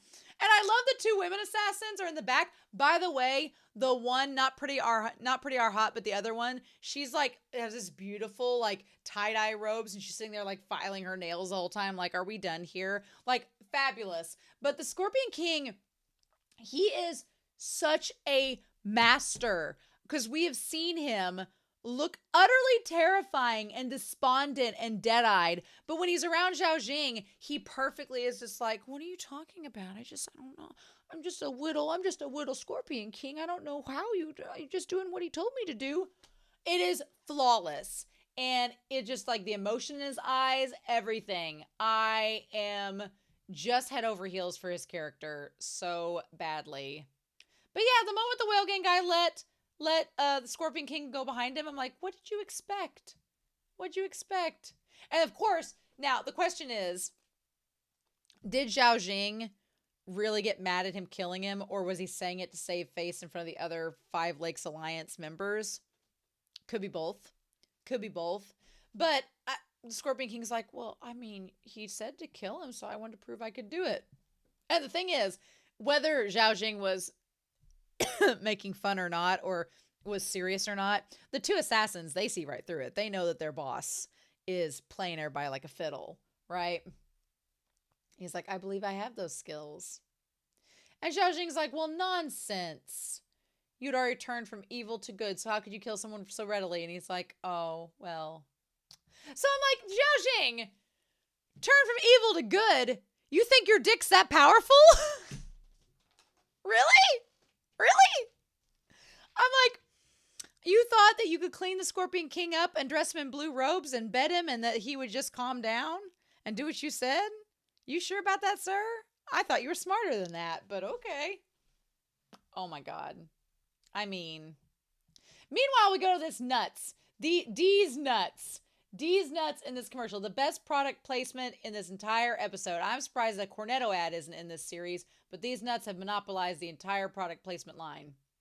So yeah, and of course, Ye Bai has to be an old man, steal the nuts for himself, tell him to go practice some more, do as he does. I didn't realize at first that ZHOU was in a little tent all of his own while when KEXING and Ye Bai were drinking buddies together. I thought that was an interesting choice. I also didn't know if ZHOU was trying not to let on that he was having trouble because of the nails, but apparently he really just was in his own tent so that he could monitor over Changling in his training, right? Look, I am all for when KEXING and Ye Bai having a drinking contest together and getting drunk together. It led to some amazing scenes in this latter part of the episode. But God, could y'all not waste all the booze? You're spilling half of it on the table. I get that they're saucers and they're hard, but damn. I also think that Gongjoon is so good at acting drunk. He does such a good job, right? Such a good job. And so then ZHOU like, you're not getting the steps right. The passing cloud steps, not dance of bears and dogs. And when KEXING kind of feels bad for him, he's like, you look uglier than a crawling spider. Straighten your waist and your back. And then I like that when KEXING's like, don't use the nuts. They were expensive. Don't use my Wolong nuts on your disciple. It was a waste of a heavenly item. I was in line for a really long time before I could buy them. Now, there was an altered line changed here where Be Happy says, what when KEXING said was I had to wait in a long queue to buy these nuts. What he really said was I had to wait in a long queue to buy these nuts for you. ZHOU, I know you're a tsundere. I know you're a little bit thick. I know you don't believe that you are worth love from anybody on this earth, but that man stood in line to buy you nuts. You don't think it's love? Excuse me? Really? Do you not see the vision? And he does kind of have like this Cinderella, like, what? Don't buy nuts for me. Why are you buying nuts for me? So instead he focuses all his attention on Changling and their training. And so they keep on going. And around this time, while he's watching, he's like, my dad was really, when KEXING says, my dad was really lenient on me. Now, Ye Bai asks, who is your master? And when KEXING says, my own father. And he goes, and he just laughs at that. And he says, well, how could a father teach his son? No wonder your skills are so bad. And when you teach a disciple, you should teach them like this. And when KEXING says, well, which expert martial artists have you taught? And Ye Bai goes eerily silent at that point.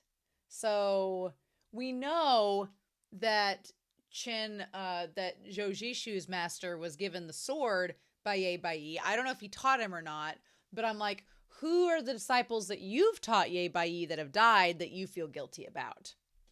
Because when KEXING kind of rubs him a little bit, he kind of like gives him a little heart stab there. And he's like, well, your martial arts skills are bad, but so are your drinking skills. And he's like, joke's on you. I like that in one part of the frame, they're both like, there's no wind, and they're like tinking glasses. And in the other part where there's a close-up of when KEXING or ZHOU, there's a nice little light breeze. I mean, I don't blame them. But yeah, seeing the two of them get drunk was really, really funny. So when KEXING tries to give advice to Changling, saying it's easier for you to spread your energy out than to gather it. And ZHOU, he's like, spread it out like cotton towards your limbs and bones. And ZHOU's like, that's not how I was teaching him, sir. You'll use your energy to fuel your body and you'll find strength. So he starts to do that and tries to move with that. But ZHOU's like, well, don't listen to him. He says, keep your breathing constant and bring your energy to your conception and governor vessels, as if they are rivers flowing into an ocean.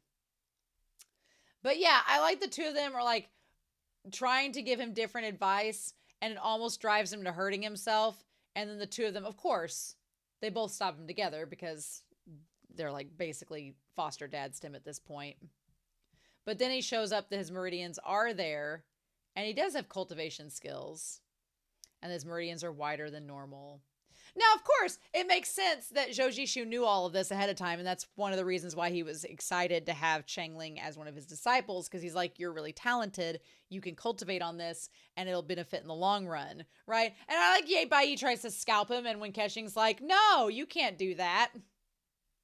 This requires more time than filling a small stream. So basically, whenever Changling gets his abilities unlocked and trains them up, he's going to be pretty powerful. So he'll be able to rescue Zhao Lian. Well, that's the hope anyway, right? That's the hope anyway. So yeah.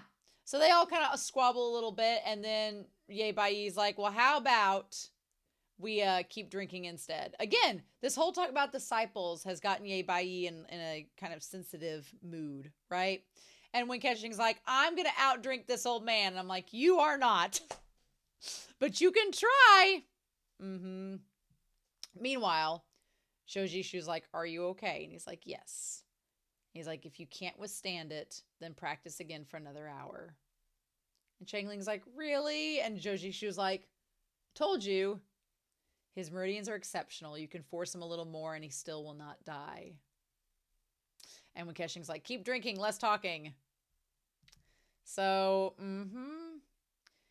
Anyway, okay, when we rounded the corner and it was Zhao Jing with this character, this other young son that he has in his accompaniment, I thought through the leaves that it was the Scorpion King, because who else would be filing Zhao Jing's nails, right? And then I thought, oh, he looks really ugly with his hair up like that. And then as the scene went on, I was like, oh, wait, that's not the Scorpion King. Especially when you saw the back of his head, I'm like, oh no, that hair is not glorious enough. So then it was like, Zhao Jing, you are a whore. He is a thought. He had a thing out for the tragic comic ghost, his wife, who knew her, and then he also has a thing with the Scorpion King, and now he's having a tryst with this kid. So it's like, But damn, the moment the Scorpion King came in and saw the young nail filer there, he was like, oh, you have to go. He comes in and he's like, oh, what's this? He's like, do you want mountain scenery or a painting of birds? And when he first walked in, I don't think he noticed the kid. And then he saw the kid and was like, what's this? He's like, Father, who is this? You didn't tell me about this person that's here. What have you been doing with him? What's going on? Like, just the look on his face. I was like, kid, your days are numbered. The sexual tension between them, I really am looking forward to reading this in the book, because I'm like, I want to know. I want to know. So anyway, Zhao Jing's like, it's fine. Everything's looking great. He's like Zidler from Moulin Rouge. Everything's going so well. Like in this moment. Oh my God. So it's like, yeah, what we need to do now, everything's getting arranged. Now, the Scorpion King, when he says, I've done everything you've asked me to do, and I've picked up everything, whenever Zhao Jing turns back to him, the facial expressions, y'all. The facial expressions. Because Zhao Jing looks like he's about to smack the Scorpion King. He has this really pissed look on his face, and he's suddenly pensive. And the Scorpion King has the biggest puppy dog eyes. He's like Puss in Boots in Shrek 2, and he's like holding his hat like, I did everything you asked me to. Am I going to get a reward? Like, what is this acting? What is this? Just, oh my God. And he's like, a man should not put his concern on external things. What I dislike most is that you're temperamental and you lack focus. Oh, I have a feeling by the end of this series, he's going to not lack focus in killing you, but okay, sure thing. Sure, Jan. You have to stay focused on accomplishing your tasks and putting your energy on the main goal. I'm like, Zhao Jing, I have a feeling you were going to eat those words. You were going to eat them for breakfast, because the Scorpion King is going to have none of it. Oh my God. And he's like, complete the task that I gave you first. And he's like, of course. Oh my God. Oh my God. I'm just like, So, the other thing we have is at 42 minutes. So we're still a little bit away from there. But yeah. So Ye Bai and Wen Keqing have drank all throughout the night. Changling is gone to bed by now. He's wore out. ZHOU is trying to meditate there and not pay attention to the drunken fools beside him. When Keqing was like, this old monster says my mouth is big. This mouth of mine is clearly right, isn't it? Just tell me, is it too big? And ZHOU's like, if I just ignore him, if I keep my eyes closed, maybe he'll go away. When Keqing does such a good drunk, I love it. He especially when he like goes back to the table and he's like, the way he like saunters back, that was so good. The acting on that was perfect. But yeah, him sitting there. Ye Bai is clearly not drunk. Wen Keqing's had way too much, but Ye Bai, he's pretty good to go. And I love the way that Wen Keqing like stalks around him and then leans down. And he's like, he's like, I found it. And then he finds the white hair, and Ye Bai's like, leave my hair alone. I pride myself in the fact that I don't have a lot of gray hair. Thank you very much. Oh my gosh, they're so funny. He said, a man by the surname of Yeah. How old are you? And he's like, I've lived too long to remember, basically.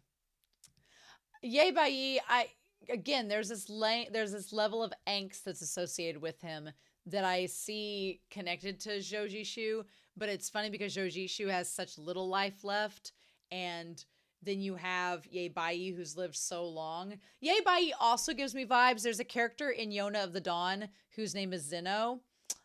That's all I can say, but the vibes are there. And I'm like, okay, all right. But I don't want to give anything away. Go read Yona of the Dawn. It's great. But yeah. And then when KEXING's like, ZHOU, I need you to wake up so you can help me win this argument. He's also about to throw up. He's like, I need you to help hold my hair as well. He's like, I didn't drink that much, but ZHOU's like, you clearly did. ZHOU tries to snap him out of it and to keep him from acting a fool. But I'm like, ZHOU, when KEXING, you should have stopped him a long time ago if you were worried about him like that. He tells him to go to bed because he's concerned about him and he wants him not to get too sick. You can't hide that. You can't hide your feelings, ZHOU. You're not very good at it. And Ye Bai kind of sees it immediately and is like, really? Saying, why do you clearly care about him. You're so young. Don't you want to live anymore? He's like, you clearly like this guy. Why are you dying when this guy clearly likes you? Ye Bai's like, you two love each other, so what's the deal? What's the deal? And of course, ZHOU's conflicted because it's like he was all set, ready to die, and then he met Wen Kexing and fell in love, and he's like, I was fine with dying until I met him, and now I have to deal with it. It's just angst city, y'all. He says, Sue says, I don't want to live. And he's like, well, those nails would pretty much give it away. But they haven't acted up lately, have they? And then ZHOU like has a moment of realization like, oh, wait, they haven't acted up yet. That's bad, isn't it? Because you would think it would be good. But then he's like, you were enjoying it, weren't you? That's your death knell ringing. Your internal organs have already begun to weaken. Your energy no longer has the strength to fight, and naturally it doesn't torment you anymore. Which is horrifying. I thought for a second that things were getting better, and so I was like, okay, we'll just see where the story takes us. But no, Ye Bai's like, no, actually your body's dying, and it's just given up fighting to live. Oh, no, don't tell us that. I just can't understand. There are so many people in this world who deserve to die. Who try every trick in the book to stay alive. Why don't you want to stay alive? And he's like, well, there are only two choices in my life. I either live well or I die well. There is nobody can force me to choose a third path. And I like that Ye Bai listens to that and he's like, well, that was stupid. He's like, you're an idiot. You, of course, can choose a third path. Anybody can choose a third path. He's like, what are you talking about? This disciple of yours is really stupid. Yeah. Are all youngsters these days so stupid? But tell me, Chang Ching. So Chang Ching is a different name. That's not this. That's not ZHOU. So who the hell's Chang Ching? Because he says on here, Chang Ching. Who be him? Who be him? He's not ZHOU's master, right? When we were young, were we like this too? He's like, I've lived too long. I don't remember. Yeah, that feels so sad that he's trying to like, how do I relate to these kids? Meanwhile, this scene in the inn, y'all, we were doing great. I thought this episode, we'd gotten so much. I was feeling really good about it. And then we get this scene in the inn where when Kexing, in Ghost Chief, lounging pose, having a good old time, drinking even more when he shouldn't be, with the incense, ZHOU's like, hey, you need to stop. You've drank enough. And I wonder if, when KEXING just kind of feels sad, so he just kept drinking. But when he looks up at ZHOU, this whole scene, when he looks up at him, that acting, I could watch this scene 1,000 times over again. I'm probably going to watch this scene 1,000 times over again. Look, if a man like that looked up at you like that, ZHOU, which just torments him even more, because he's like, he knows he's dying, and here's this beautiful man in front of him, kneeling at his feet, looking up at him with the biggest fuck me eyes. So y'all know it's true. He's like, ZHOU, come and have some wine. And he's like, no, we're gonna need to sober up a little bit. I told you to go to bed. And ZHOU with the smolder. Oh my God, y'all, that scene of them where he's leaning down and the lighting, that's probably going to be the thumbnail. That's probably going to be the thumbnail of the two of them. It kind of needs to be, doesn't it? The lighting in that moment where his hand is over his hand and they're leaning down together. What do you want from me, show? What do you want from me? Yeah. He's like, what are you looking at? And when KEXING's like, the man that I love, if I say that, are you going to get mad? And then when he points up saying, with that perfect hand model hand, saying, did it hurt? Oh, does it hurt? And the thing about it is, I know that ZHOU's mad because he's feeling bad, because he doesn't want people to pity him, and he's mad because he's dying, and he chose this path, and he met the love of his life. But I'm like, don't get mad at KEXING, because KEXING feels for you, and he wants to empathize. Like, don't shove him away. Don't push him away. Don't push away someone that cares about you, right? And he says, why don't you try it too? And KEXING's like, don't tempt me with a good time. And he's like, I mean, and then he like scoots back over after all these years. You're the only well-fated, agreeable friend I've ever come across. And he's being so sincere there that it kind of made me mad when ZHOU was like, nobody could love me like that. You must be joking. Why do you tease me? And when KEXING's like, I'm not joking at all. He's like, could you not die? And the thing about it is, when he says this to KEXING, his back is turned to him. So ZHOU can't see KEXING's face when he's saying this. And he thinks KEXING is joking. But he's not. He's being sincere. He doesn't want him to die. And then we don't get to see ZHOU's face. And he's like, oh, I'll do my best. And when KEXING's like, look, turn around and look at me and say that again. He's like, I don't want to look at you. Probably because he'll break. Probably because if he looks at KEXING, he'll break down. But then he says, I can't stand looking at that fake act of yours, wearing a mask without an ounce of sincerity. But he's being sincere. That's the thing. Here's the thing. When people are drunk, they are the most sincere. That's the problem. If you want to get somebody to tell you how they really feel about you, you get them drunk, because they will usually be uninhibited and say, yeah, I don't like them at all, or they're my best friend. They are going to be sincere. Whether it's horse hockey or not, I mean, whatever, but they're not going to, this is genuine. He's like, well, I'm afraid, because he doesn't want him to die. And he's like, you're afraid that I'll die soon, and I could die at any moment. And I'm like, can you blame him for being sad about that? And that's why you accommodate my every wish and agree with everything and coddle me. Now, to be fair, I get where ZHOU would not like that. He wouldn't want, because before, KEXING would challenge him and poke at him and they'd get on each other's nerves and stuff. But now that he said he's going to die, KEXING has, become a little bit more desperate for the time that they have together. And you can't blame KEXING for being that way. But also, you kind of get where ZHOU is coming from, where he's like, I don't want you to coddle me. I don't want you to treat me different than how you normally would, because that's not fair to me. And there is an argument there. Like, I know people that have had cancer before, or had a terminal illness, and when they were getting treatments and stuff done, they're like, people look at me different and treat me differently, and I want to be just treated like a normal person. And it's like, yeah, can you blame them? So I totally get where ZHOU is coming from. He's like, do you pity me or are you humiliating me? And it's like, no, he just is in love with you and he's genuinely afraid that you're not going to be there. And when Kexing's like, when Kexing, of course, is like, well, what do I say? How do I say it? You know? And so he hesitates. And ZHOU, because he's not looking at Wen Kexing, doesn't know what to do with that silence. And so he turns to leave. And Wen Kexing tells him not to go. And he's like, fine, I'm not leaving. I'm going to stay and have tea with you. I'm not drinking. I'm going to have some tea instead. Because once you wake up from your drunken stupor, I'm going to beat you up.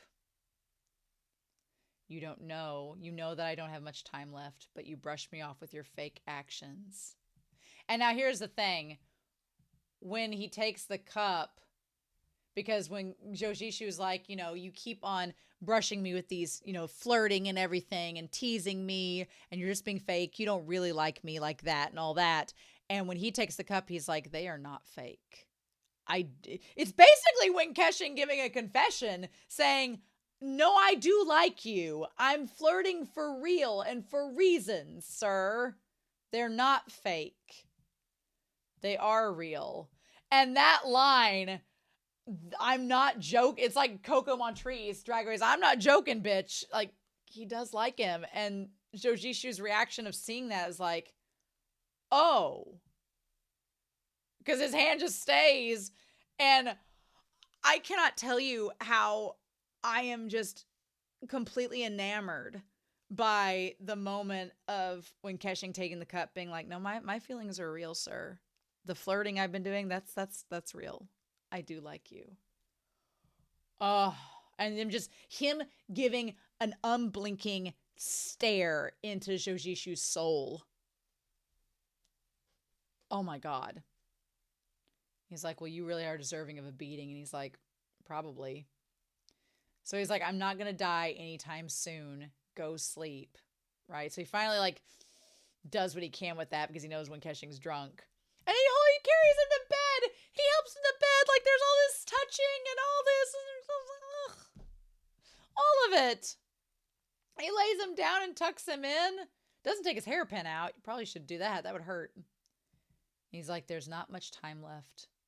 So it should be cherished even more. Don't say that, ZHOU. Quit saying that. He's like, you punk. I've said it before. I'm betting that I didn't make a mistake. Oh. But his face is too perfect. ZHOU, you did make a mistake. ZHOU, you can just admit that you made a mistake. You shouldn't have done the nails. It was a mistake. It's okay to be wrong. It's okay to make a mistake. You two just need to work together to get the armory so you can undo the nails and save your life. That's all you have to do. And then I'm going to choke on this coffee. And we tucks him in. I'm betting one day. Oh, he's betting one day. You will open your heart to me. So he's not just, he's like, I'm betting I didn't make a mistake. That I am trusting you. And you're going to open up to me one day.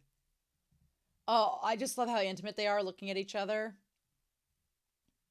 And when Kexing with his flawless skin, before I see the outcome, even the God of heaven better not chase me off the gambling table. I love it. ZHOU is like, before I die, you are going to come clean and tell me who you are and open your heart up to me. Right? Right? And when Kexing's like, open up my heart. And he kind of laughs at that. He's like, the heart is like a ghost town. What is there to see? I'm glad he said that to her, ZHOU. I'm glad that he told him that because that gives ZHOU a little insight into how Wen Kexing thinks about himself. So I'm glad he said that out loud. And then he says, only after I've seen it will I know how to help you. That line there, I'm like, sir, you are dying. You are dying and you're sitting here saying that you want to know how to help Wen Kexing. Oh, bitch. Oh, my God. I'm like, sir. And the way Wen Kexing can make himself not cry, but have his eyes on the verge of just completely leaking. It's incredible, y'all. This acting. He tells him to go to sleep. Yeah. And then as he leaves, that moment there, oh, Gongjin, I want to give him the biggest hug. I want to give him the biggest hug. He says, after you look inside it, you won't treat me as your friend. Now, the other dialogue translation was, he said, after you've seen it, you wouldn't think of me as your friend. But what was actually said is, after you've seen it, you won't bother with me and you'll leave me. Ooh, but I'm like, but what is it? Tell us the secrets. Tell us the secrets, son of a bitch. But why? Okay. Well. Guess I'm going to have to wait till... I guess I'm going to have to wait to look at episode 18. Oh, my God. I'm going to wait till the comments. How long have I... Oh, my God. I've talked for an hour and 15 minutes about this episode. Yeah. This episode was amazing. 16 and 17, y'all. But I am so excited to see what's going to happen with episode 18. So episode 18 is going to be pretty much about the halfway point. So I guess we're going to see what we get with that. I can't believe we're only halfway through. I am savoring every moment of it. I don't want this series to end. I want to take my time, but I'm so glad that we are just nearing the halfway point. That is so amazing. But anyway, my voice is nearly shot. I feel like these episodes have taken it out of my voice the last couple weeks, but for good reason, and it's well worth it. So I'm excited to hear your thoughts down below. I hope you all enjoyed this reaction discussion. I hope you all have a wonderful week, and I'll see you all very soon with episode 18 of Word of Honor. Whew! Ciao!